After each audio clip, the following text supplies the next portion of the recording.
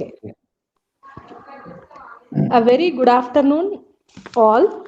I welcome you all for 5-day workshop on statistics for economists. As you all know that the new paper, that is Statistics for Economics, has been introduced across all the universities of Telangana from the academic year 2019-20 onwards. So we felt that this workshop would help all the faculty as well as students to enrich their knowledge in statistics and also the application of statistics in economics. Now, I would like to introduce Professor Indrakant sir, who is the resource person of this workshop. So it is my privilege to introduce our resource person, Professor Indrakant sir. Professor S. Indrakant was RBI Chair Professor at Center for Social Development, Southern Regional Center, Hyderabad from February 2013-2019. Earlier, he was Head Department of Economics, Usmania University from 2006 to 2009 and Chairperson BOS from 2004 to 2006. Professor Indrakant, an economist with 32 years of rich research and teaching experience, has independently directed and associated with altogether 7 research projects approved by agencies like UNDP, Ford Foundation, ADP, World Bank, and Government of Andhra Pradesh, etc. He has guided 6 MPhil and 6 PhD scholars and presently guiding 4 PhD scholars. His research works are published in reputed journals like EPW, Indian Economic Journals, etc. He edited one book and 17 research reports, which include ADP, UNDP, and World Bank publications. He has 53 publications to his credit, which were published in these journals. He organized 2 national level seminars, 7 workshops, 2 department conferences for lecturers in economics, and coordinated with 2 refresher courses in economics. He has delivered lectures and as resource person, he delivered lectures in many workshops and refresher and orientation courses. He published and presented papers in over 100 international and national seminars, and he has organized national level seminars and workshops. He served as a member of Board of Editors, Usmania Journal of Social Sciences, and referee for the Asian Economic Review. He is also an examiner for UPSC and APPSC examinations. Currently, sir is the visiting professor in CES. So, sir, we are very fortunate to have you as our resource person for this workshop, sir. Now, I request Professor Indrakant, sir, to take over and deliver the lecture.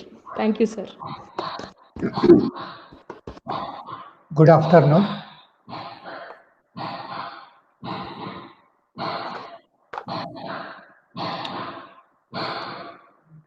Good afternoon. At the outset, I congratulate Telangana Social Welfare Residential Degree College, Ibrahimpatnam, for organizing webinar at a very crucial time. As mentioned earlier, this is the paper which has been introduced for the first time in the Telangana. So it's an opportunity for the teachers, lecturers to renew their knowledge of statistics, and also some lecturers may be reluctant to do this paper on statistics. So this webinar will help them to overcome their reluctance. It will enhance their skill. So I congratulate the officials of the college. I also appreciate the patience of the participants in spite of their heavy workload. They are willing to come and attend this webinar. I also congratulate them for participating. I also thank the officials for giving this opportunity to share some of my observations with the participants. I hope this will be very useful. Now, as I mentioned earlier, some people have phobia for mathematics. They have to overcome this phobia. There is no age bar for learning any new subject. So is the case with statistics. Somebody may not have been very perfect in the beginning, but with practice, they will become perfect. So they have to do some practice. That's all. Otherwise, there are many persons who started, who entered into statistics at a very late age, but could master over it. And especially for teachers of economics, a knowledge of statistics and mathematics is very useful. Walras had predicted long time back that those who don't have knowledge of mathematics and statistics have no future in economics. In fact, Walras had failed in mathematics exam at matriculation stage, but he improved. So one doesn't have to feel that hesitant that okay, I don't have mathematics or statistics background. You can improve by practice attending these types of seminar. So now with these few words of introduction, we'll go to the PPTs, and as PPTs, I will explain them. This is the webinar on statistics for economists. We propose to have it for the 5 days. And as a first session will be introduction to statistics and data presentation. Now, what is the background? As I told, this is a very timely initiative. It's an opportunity for the lecturers to improve their skills.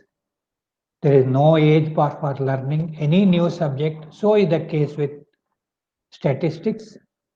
Only one thing is you should overcome mental phobia. There are many persons I told who entered into statistics field at a late age but mastered in the subject. And I also discussed about Walras' perception that a knowledge of statistics and economics is essential for economists. Now, one may question, why should we have statistics? We are studying economics, why we should have statistics? Every discipline grows with time, and so is the economics. Use of mathematics and statistical tools in economics have become very popular these days. Say, for example, to study the trends in national income, changes in the sectoral composition of national income. One may also be interested in what is the effect of demonetization, what is the impact of COVID-19. All these require some data, some knowledge of statistics. Without the knowledge of statistics, it's difficult to answer such questions. Then you may ask, what is statistics? What is statistics? The word statistics has been derived from the word state, that is, a subject related to a state. You may wonder how statistics and state are related. In olden days, king was interested in knowing the number of able-bodied persons in his kingdom. Common man may not be interested in knowing how many able-bodied persons are there in the country, but king was interested because in olden days, military power was an important source for fighting in war. So that gave the strength of the king. So king wanted to know what is his military strength. So he wanted to know how many able-bodied persons are there in his kingdom. In addition to this, king wanted to know the population of his kingdom to decide how much tax must be imposed. In olden days, we had a poll tax. Poll tax means tax per head. If a person, suppose if he imposes 100 rupees tax per person, a family with 5 persons will pay 600 tax. A family with 7 persons will pay 700 tax. So, king was also interested in knowing the population of the country to decide how much tax per person he should levy. So, because of these reasons, king took interest in collecting data on population of his country. So nowadays, different persons have different meaning for statistics. Some people opine that statistics is necessary for any scientific study. If you want to do any scientific study, statistics is a must. However, there are other persons who have a different opinion. They feel statistics is nothing but a set of lies. It's a bundle of lies, a superlative of lies. And they use the phrase called lies, damn lies, statistics. So statistics is nothing but a superlative of lies. So they have very poor opinion of statistics. So there are persons who feel statistics is a very essential for scientific study. On the other hand, there are other persons who feel that with statistics you can prove anything. So you can deceive any persons. So, but at the same, there are a group of persons who, with half knowledge of statistics, they misuse the statistics, or because of their own interest, they may use statistics. It misuse the statistics. It is like a drunkard who makes use of lamp post for support rather than the light which is which the street light illuminates. He doesn't make use of light. He is using it as only support of the lamp post. So people sometimes misuse, don't make proper use of statistics. Again, this calls for a knowledge of statistics to avoid such pitfalls. So, what is the modern view, scientific view? In modern days, statistics is used in two senses, singular sense and plural sense. First, we'll discuss what statistics means in plural sense. Statistics implies, in plural sense, statistics implies data. Say data on reduction in black money due to demonetization, fatality rate due to COVID-19.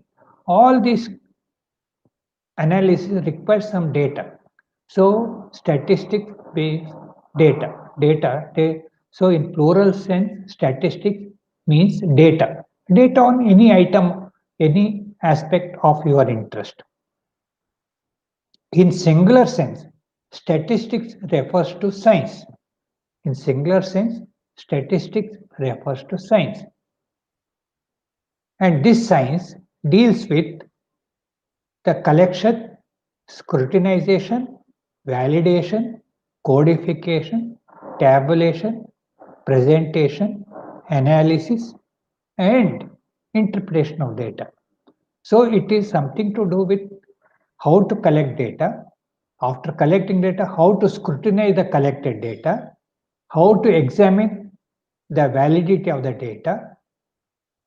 If the huge data has to be condensed, that is, they have to codify the data.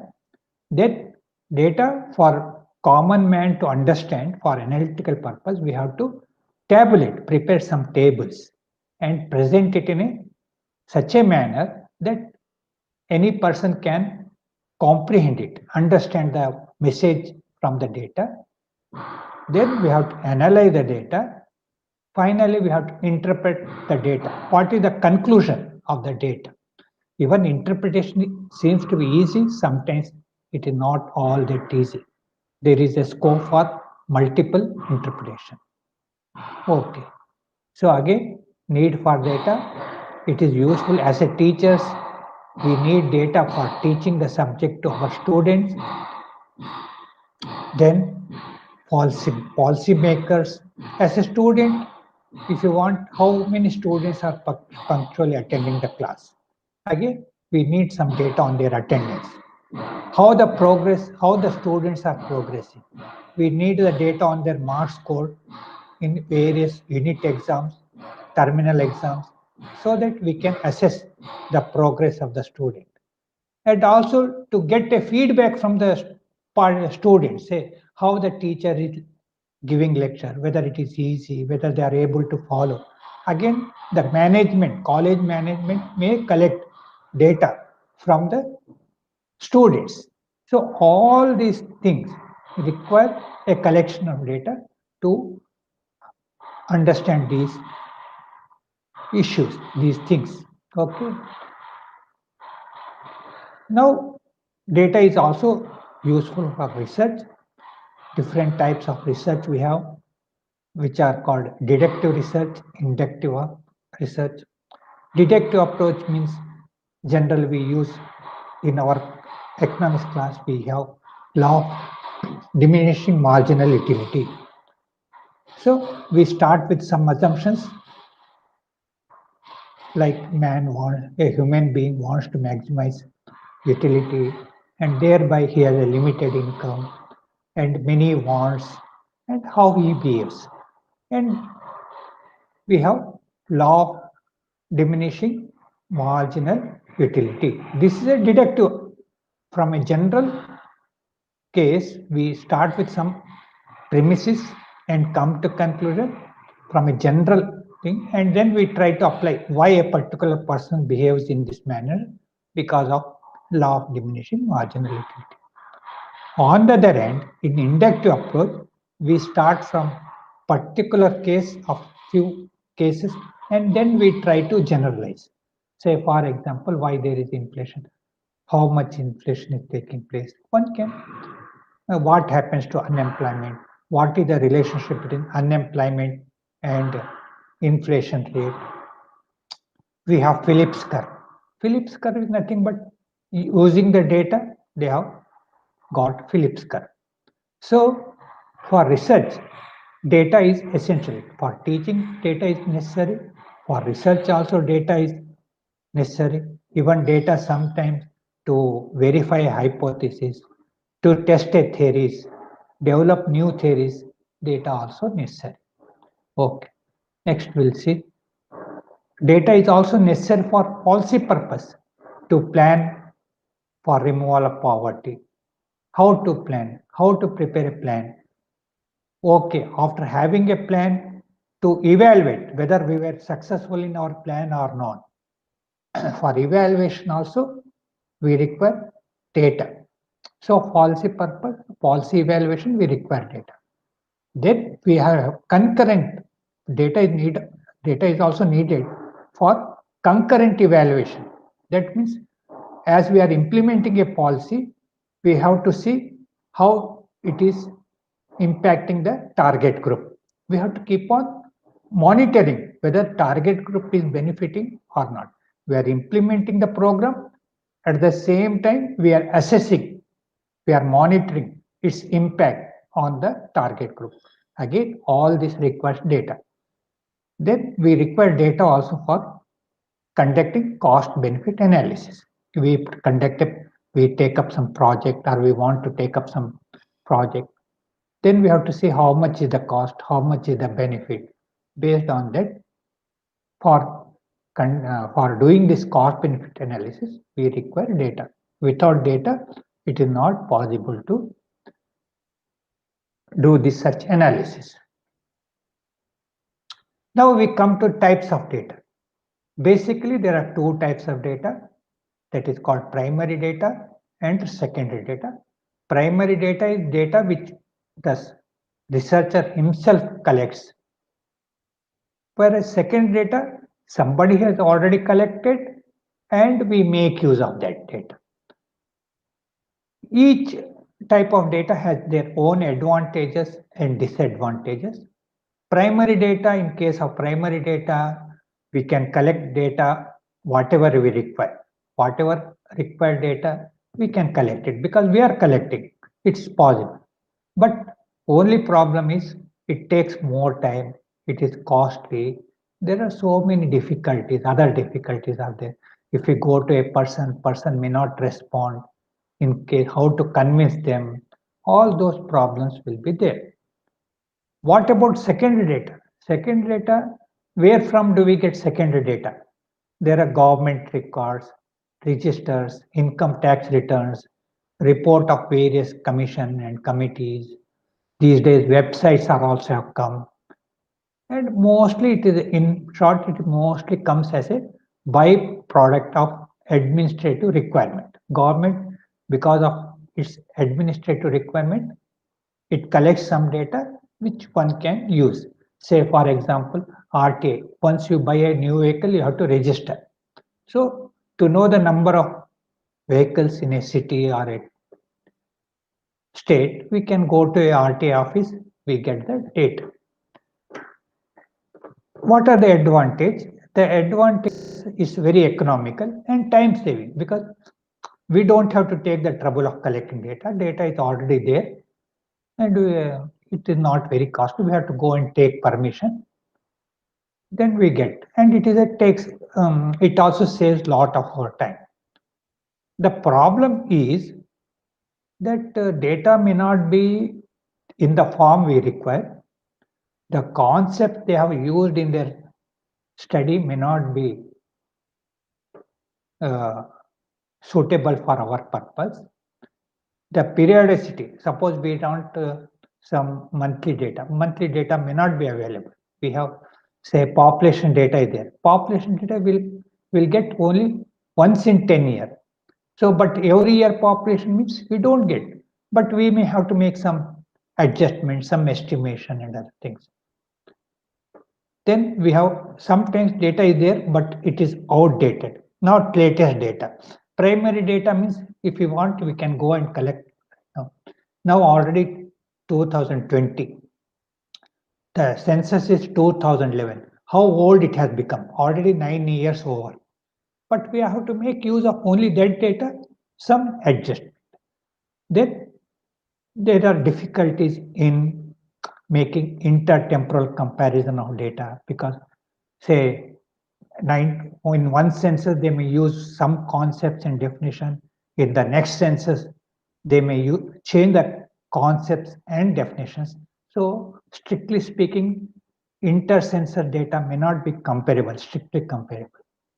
Similarly, the concepts used in one country may be different from the concepts used in another country.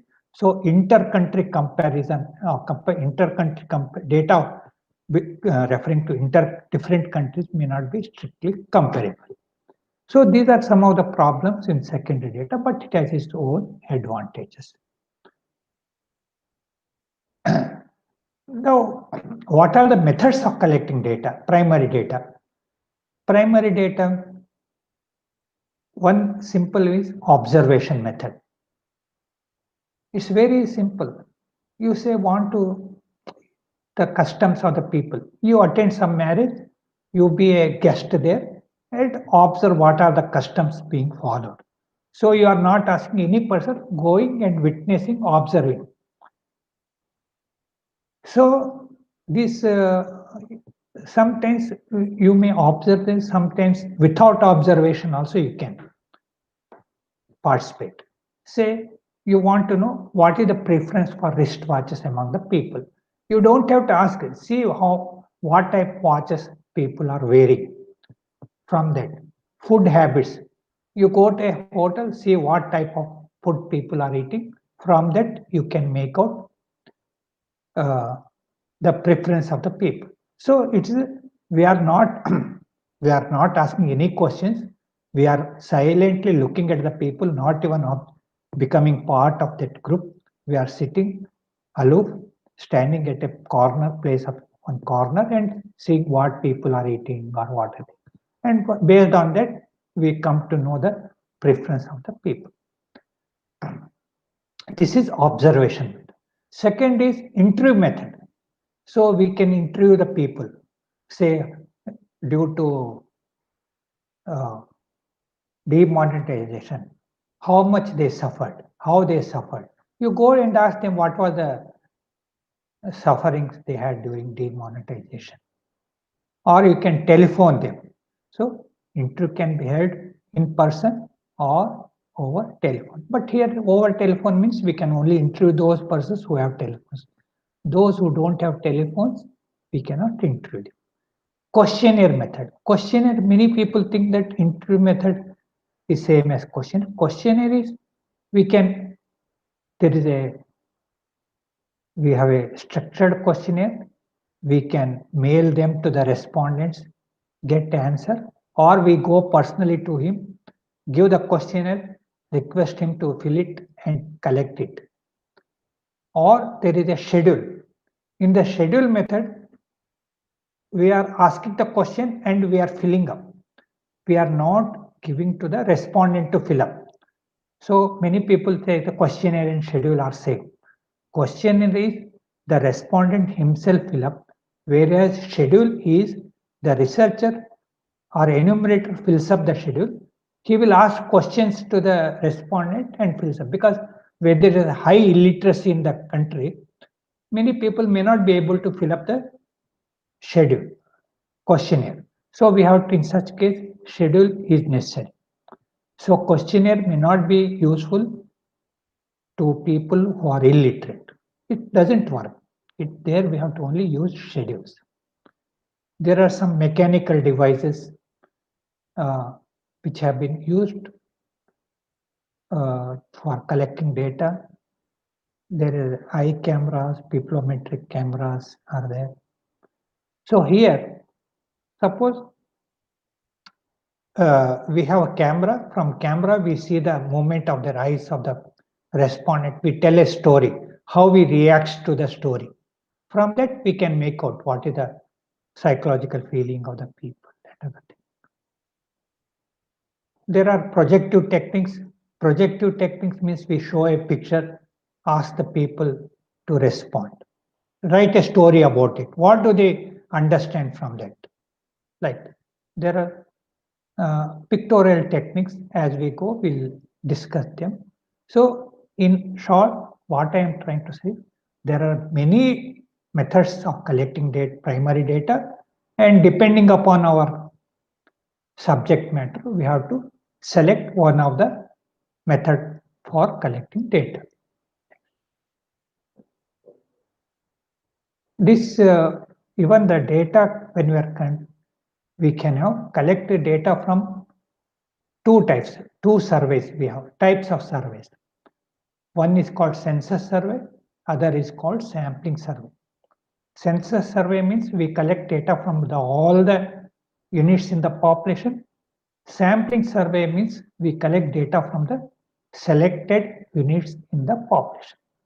As usual, again, each method has its own advantages and disadvantages. Census method advantage of census. Excuse me, sir. Okay. Right. But whenever you have problem, let me know. Otherwise, okay, sir. Okay, sir. Sure. Census method, the advantages are, if you do it very strictly, it will get correct, accurate data. There is no sampling error, no substitution problem, because you are collecting data from all the people. Disadvantage of census method is it is costly, it is time consuming, we require more enumerators, sometimes it is infeasible, sometimes unnecessary also. Blood test is there. When you want to blood test, only few drops is taken, not whole blood in the body. So sometimes census is not feasible or useful, it is sometimes dangerous also. And sometimes there is non-sampling error. Some people don't want to respond. They have some reservation. They say we don't want to respond. So non-sampling error will also emerge. There are sampling, that is collecting data from the selected units. Advantage is it is cheap, less time. It takes less time, and we can train our investigators. We require only few investigators. We can train them. There is a also non-sampling errors can be reduced. Disadvantage in sampling method is selection of a representative sample is very important. Sometimes it is very difficult to select a representative sample. We may select a sample which may not represent the population which we are interested in. And there can be, because of that, there can be large sampling errors. So census advantages, census survey has its own advantage, sampling survey has its own advantage. When the population is small, suppose you have know the opinion of your students in a class, only 20, 30 students or 40 students will be there. Asking every student is better. But if you want to know the preference of the student community in Hyderabad city, you cannot go to all the students in Hyderabad city. There the population is big. We may select few colleges. Within the few colleges, again, some sections within the college. And within this, after selecting section, few students from each selected section may be selected. So this is called multi-stage stratified sampling. So we hope by so doing, it represents the student community of Hyderabad. But we don't know. Sometimes we are not careful. We may get a sample which may not represent the population in which we are interested. Next. Again, there are different types of sampling, which are called simple random sampling, where all the units in the population are given same importance. Multi-stage stratified sampling, that is, the population is divided into strata in different stages, and from each selected substrata, we select few units. Like I told just now, multi-stage sampling, we want to know the preference of the students of Hyderabad city. So we select some colleges, that is called first stage. Second stage, we select within the selected college, we select some sections, that is called select second stage. Again, within the section, we may select some students. So that is called third stage stratification. So multi-stage stratified sampling. Systematic sampling. In systematic sampling, we make a list of all the students. Suppose in a college, we make the list of all the students. Already their attendance sheet is there. So from the attendance register, we take every fifth student, like first student, sixth student, like that. That is called at regular interval. We start with a random number, maybe 1 or 2 or 3, any number, and then we keep on selecting the next at a succeeding units at regular interval. This is called systematic sampling. Purposive sampling means we have some purpose in mind and we select only those persons. That is called purposive sampling. Sometimes in our judgment, we think this sample will represent the population. So we make our own judgment based on our experience and select the sample. Sometimes we say it's all difficult. We want quick results. We take a convenient sample. Whatever we get convenient. Suppose there is elections are coming and we want to know how people will react, which party is likely to win. So we just go to the street and keep on asking persons as they come. We can ask what you feel, which party you feel like should win the election or something. We keep on, that is called convenient sampling. Then we have a cluster sampling. Cluster means suppose we want to take the opinion of the university graduates in Telangana. So instead of taking all the universities of Telangana, we take one university as a representative university. It's a cluster. So there are different universities in Telangana: Usmania, Telangana University, Nalgonda University, Mahatma Gandhi University. Each is called a cluster. So we select a cluster, and from that cluster we take a sample. This is called cluster sampling. Snowball sampling. Here we want to study about the impact of COVID, how people got COVID. So what we do, we catch hold of one person who got COVID, ask him, how did you COVID? From whom did you get COVID? He will say, I got from so and so. Again, we go to him, next person, and ask him, how did you get? From whom did you get contact? From whose contact did you get? So this type of building up the list is called snowball sampling. This is how many persons must be selected. This is basically the size of the sample depends upon two things.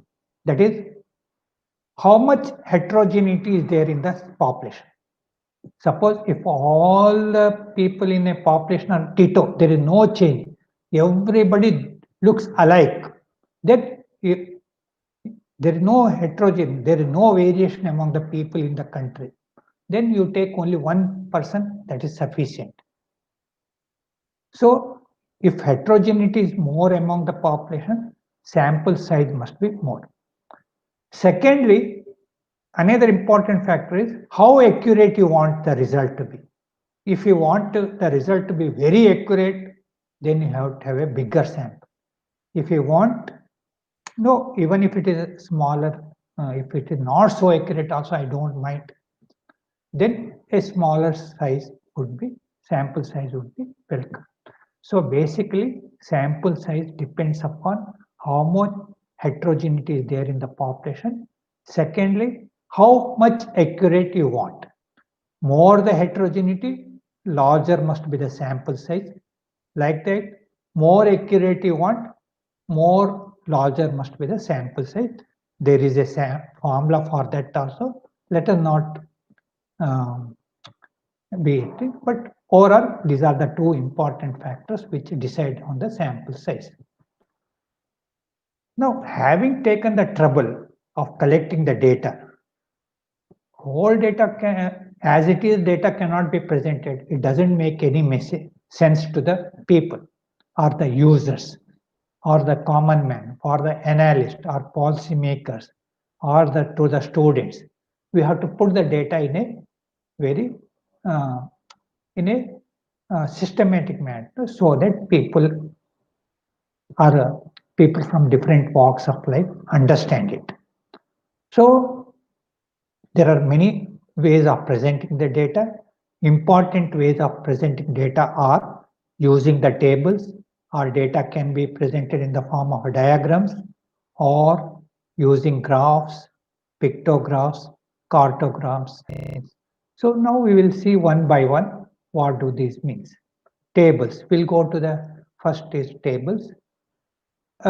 When we are preparing a table, some of the issues is how many class interval we should have, what should be the width of the class interval, and there are some problem things.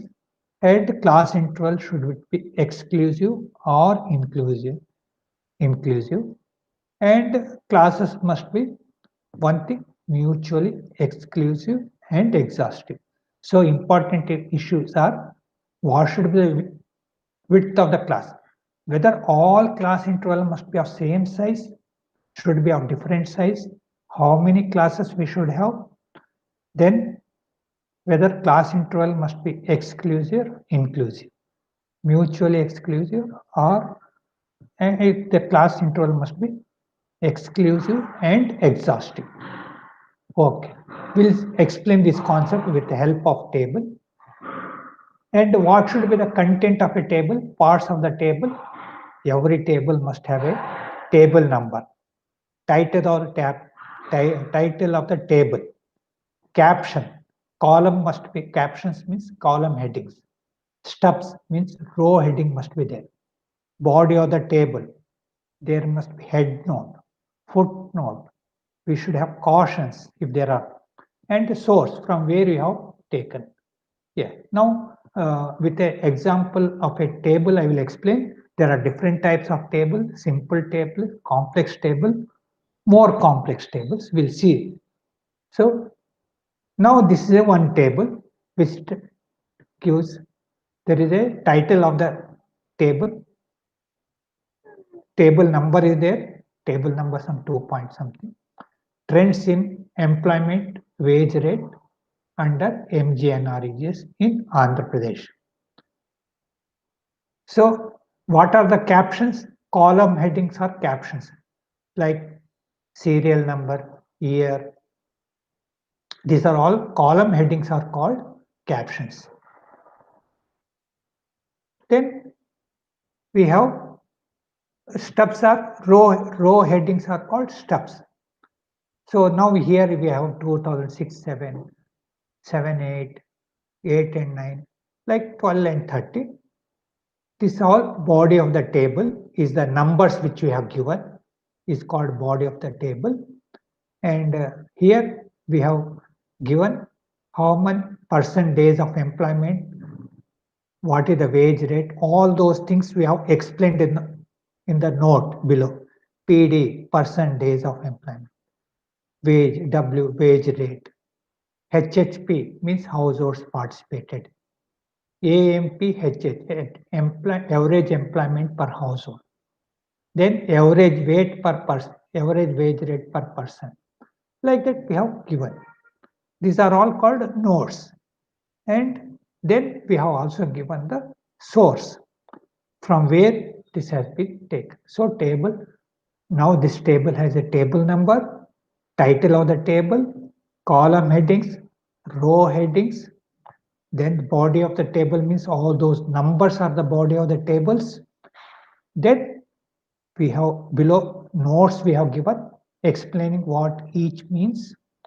Then we have also given the source. We'll go to this a very simple table. We'll go to the next table, which is slightly complex. Here we are along compared to earlier table, we are also giving Andhra Pradesh versus India. We are comparing the performance of Andhra Pradesh vis-a-vis India. How did Andhra Pradesh perform compared to national level? State level picture and national level, say average employment and wage in terms of employment. So remaining are same. So we'll move to the next table. It's a more complex here than earlier table. We have given percentages households by social categories. SC, ST, what is the employment generated, households have participated, how much employment they have got, average employment, these things. So it's, we have become more detailed, more dimensions have been presented here. So it's becoming a more complex table. Now we go to tables. Some people who are not averse to numbers, some people are averse to look, they cannot digest numbers. They feel a bit reluctant to. So for them, diagrams will be very useful. For them, diagrams will be useful. Diagrams gives a visual picture, easy to comprehend, easy to compare. And what are the parts of the diagram? Like parts of table, we have parts of diagram. Here, number must be there. Title of the table must be there. Then proportion and width of the height. Proportion of width and height. What should be height? We should have note. We should have index also. Index was not there in table. Here we have to prepare index also in diagrams. Next, we'll go to the next diagram. What are the types of diagrams? There is one-dimensional diagram, which are called bar diagram. There are two-dimensional diagrams, which are called rectangular, square, circle. There are also three-dimensional diagrams, which are called cube, cylinders, but we are not going into detail in this PPT. There is pie diagrams are there, pictographs are there, cartographs there. We will discuss one after the other as we go. Now, there are various types of bar diagrams, starting with a simple bar diagram, sub-bar diagram, horizontal bar diagram, multiple bar diagrams, deviation bar diagrams. These are all one-dimension bar diagrams are all one dimension. Two-dimension diagrams are rectangle bar diagram, square bar diagrams, circle bar diagrams are all two-dimensional diagrams. We'll see what are the diagrams, simple diagrams. Here we have given a simple diagram, that is contribution of each district to the production of food grains in Telangana. So how much Karimnagar has contributed, how much Nizamabad has contributed, how Medak has contributed. What is the share of each district to the total food grain production in. So again, there is a diagram number is there, title is there, then we have below we have note is there, and we have also given the source, that is from where we have taken. Now here the width of bar is not important. We can have any width, but height of the diagram, height of the bar is important. So larger the height, it means larger the contribution. Smaller the height, it means smaller is the contribution. So in the simple diagram, we have shown what is the contribution of different districts to the production of food grains in Telangana in a particular year or so. Okay. Now again, simple diagram is continued. Here, same we have added per capita food grains production. So some district may be big in size. So naturally it will be contribution will be more. Some district will be small in size, its contribution will be small. So because all districts are not of same size, we have tried to bring them to uniform scale. So we have given per capita production of food grains of average per capita food grain production district.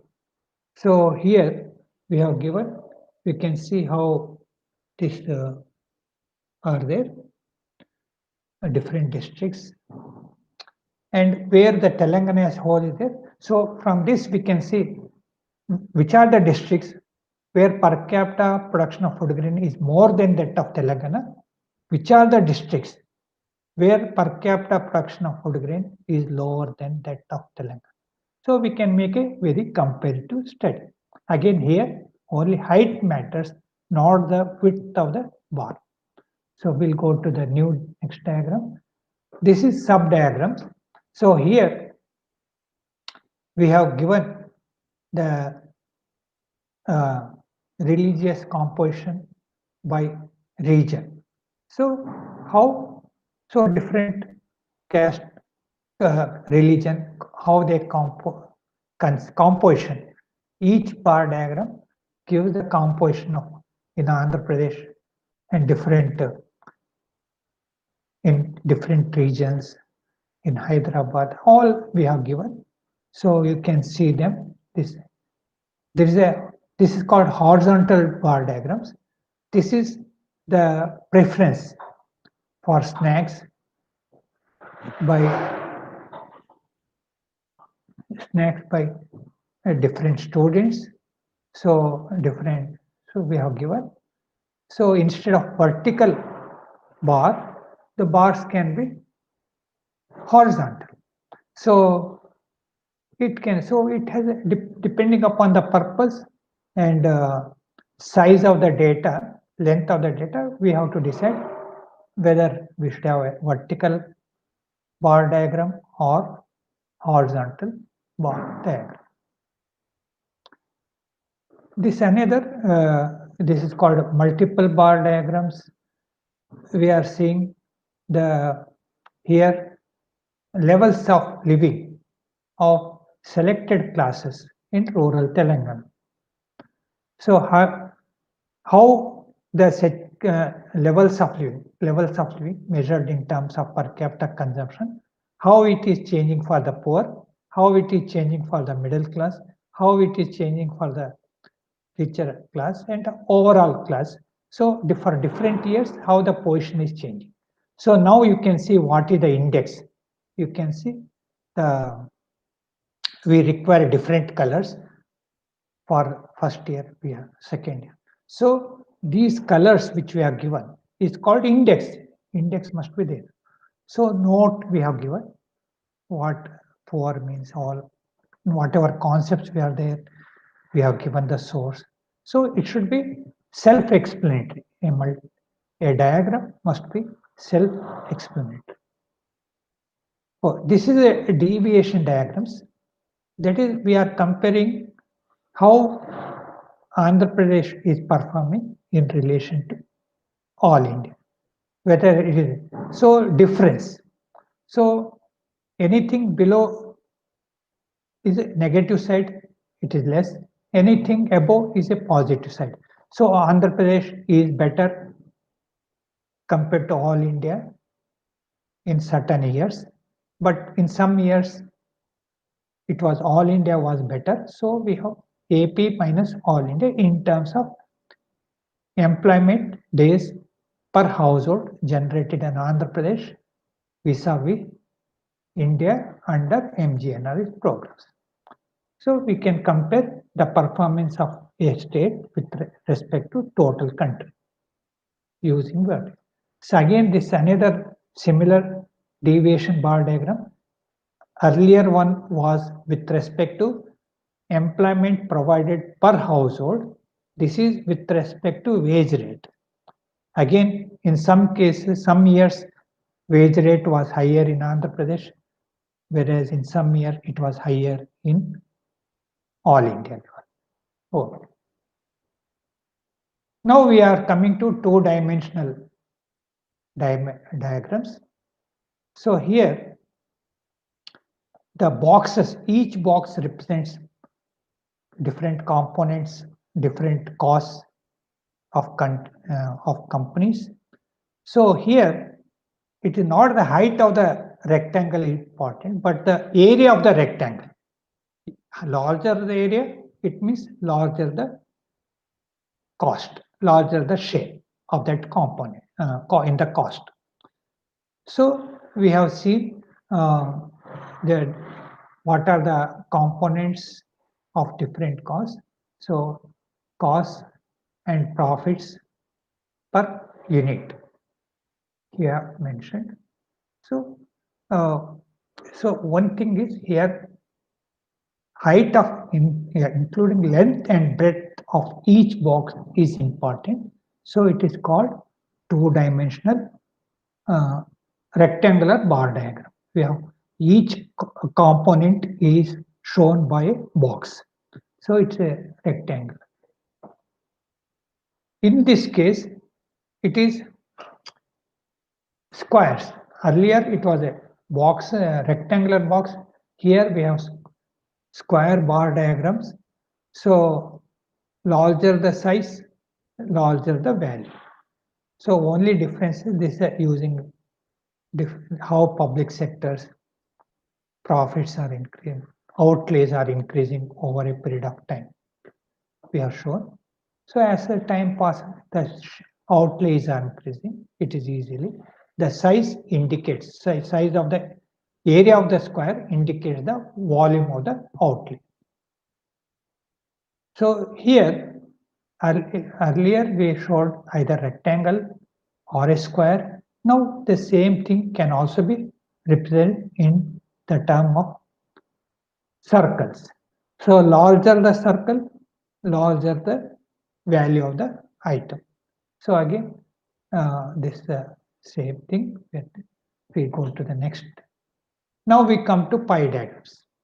Pie diagrams, we are showing regional distribution of enrollment in junior colleges, including higher education.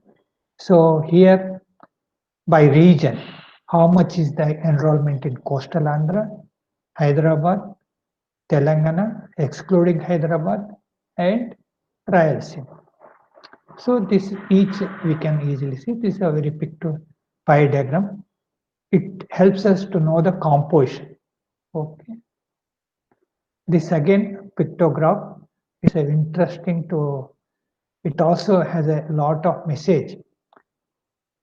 That is, a same question is asked: how do you get food?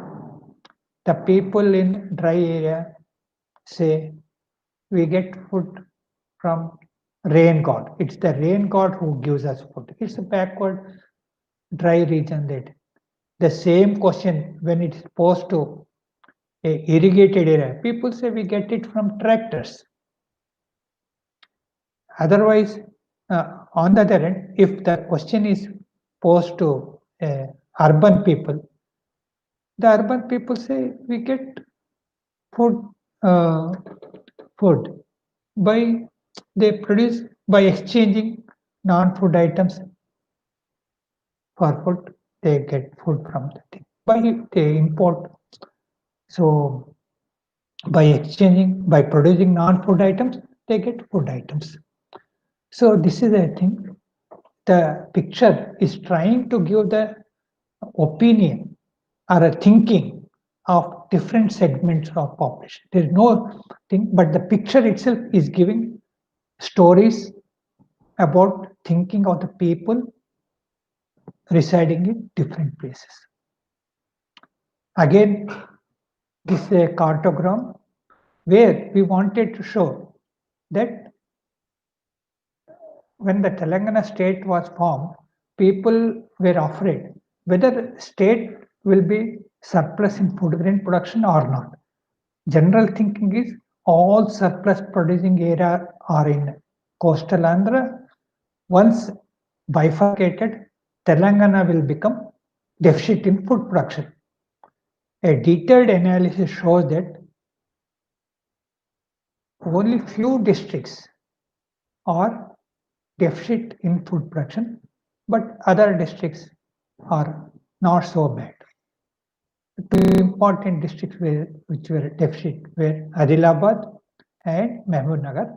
This is expected because of their irrigation potentiality, low irrigation potentiality, whereas Karimnagar and Nizamabad, because of their major irrigation projects, they were surplus in food grain production. So we can see which districts are surplus in production, which districts are deficit in production. Again, this bifurcation, it's very clear. So we move to, now we go to the graphs. So we have finished table, how to present data in form of tables, how to present data in the form of diagrams. Finally, we take up the graphs. So here we have line graphs are there, then histogram, frequency graphs are there, histograms, frequency polygon, frequency curves, VOGs. There are different graphs are there. We'll see one by one. Here it is a simple line graph. So when we plot the data, here again, this is a trend in production of food grains. There is a graph number, title is there. Again, we have to tell what we are measuring on each axis, years on, and production of food grains on y-axis, that is horizontal axis, and vertical axis. So generally horizontal axis is called x-axis, vertical axis is called y-axis. So we plot the data. Once we plot the data, there will be ups and downs. But when we want to take a overall picture, we fit a line, which we call it trend line. That line is such that it is close to most of the points. A line which is close to most of the point is called trend line. So we try to know what is the, on an average, what is the growth rate or increase in food production, average annual increase in food production we can see from the trend line. Okay. Here, same trend line we have given for different regions. Comparative picture, same trend, how much employment was generated under MGNRE by different regions, say coastal Andhra, Telangana, and Rayalaseema, so that we can know which region has done better. This is we don't have only one line, but there are many lines for comparative purpose. It's useful. Then we come to histogram. Here histograms means here we are seeing the wages. We are how many in a factory we can see all workers don't get same wages. So how many workers are getting how much wages? We have put the data. We are measuring weekly wages on x-axis, that is horizontal axis, and number of workers who are getting that wages. So 10 to 15, how many workers are getting? 15 to, this is outdated data, so don't worry about figures. 50 to 20, how many are getting? Like that, 20 to 25, like that. Each, the height tells the number of persons who are getting, how many persons, how many workers are getting that much wage rate. This is a histogram. So many people may confuse histogram with bar diagram. The difference is histograms, in bar diagrams, each bar is not connected. They are separated. We are not add. Here in histogram, each there is a connection. Each is, there is no gap. So this is important to be noted. That histograms here there is no gap from one to another, whereas in bar diagram each bar is separated. Next, we'll go to the next diagram. We from histograms we get a frequency polygon. So what we do for each segment, we take the midpoint for each segment and add all these midpoints. Each segment, so 0 to 10, the midpoint is what is that. So we take the midpoint on the thing, and again 10 to 20, the midpoint of that. And then we, if we do add that, all the midpoints are added, we get a polygon shaped curve. Next, it may not make much sense using that polygon curve, we smooth that polygon, that is called, we get frequency curve. Finally, we have Ogive. Ogive is a case where cumulative frequencies are needed. So here, more than, and we take profits and on x-axis and number of companies which are earning that much profit. So now we say how many firms are earning about 10. So many, 100. How many companies are making profit about 20? So many. How many companies are making profit more than 30? So as we increase the amount of profit, number of companies earning that much profit, it keeps on, as expected, keeps on declining. So in the beginning, we have large number of companies which are making a profit of 10. If you want to know number of companies making a profit, it keeps slightly lower. When we want to know number of companies making profit more than 30, it will be still lower. So as we increase the level of profit, the number of companies earning that level of profit keeps decreasing. So this is a downward sloping curve. The same data can be asked in another way, that is, this is called OG less than. We can say how many companies are make profit less than 10, how many companies are making profit less than 20, how many companies are making profit less than 30. So if we plot that data, we get a upward sloping line. It's the same like head and tail of a coin. If we take more than OG as a head, this will become tail. The pictures are consistent. One is up downward sloping, other is upward sloping curve. So this is a OG. So this today's we could understand what is statistic. So summarize briefly, we have seen what is statistics, what is the meaning of statistics, what are the different types of data, how to collect the data, after collecting data, how to present it. There are 3 ways of presenting the data, that is in tabular form, diagrammatic form, and in terms of graphs. So we have seen what are the different types of presentation within the tables, what are its parts, again diagrams, what are the different types of diagrams, again graphs, what are the different graphs are there. I hope this will be useful, and